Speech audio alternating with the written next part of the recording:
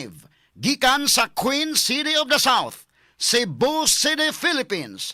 Urong adlaw mahigala mo katapusang adlaw sa atong pagpanagban-uban ni inim tuig 2025 mga higala sa Straight to the Point morning edition.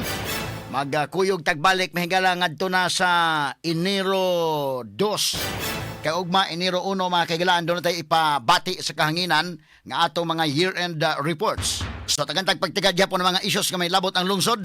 Nagbagang mga expose, nagunang mga reports. Dinhi lamang gyapon mga higala sa atong pagbanuban ining atong tulumanon ug inyong tulumanon. Straight to the point. Nagunas to may isgutanan karong butaga makigsunan. Usa ka libong mga pulis ang ipakatap dinhi sa dakbayan sa Subo. Subay sa pagsugat na sa bag-ong tuig. Straight to the point. Pipila ka mga dagkong kalihukan ang mahitabo dinhi sa dakbayan sa Subo subay sa New Year countdown. Apil na ini ang SM Seaside, ang New Star, ang SM City Cebu sa May Mabulo, og ang Plaza Independencia.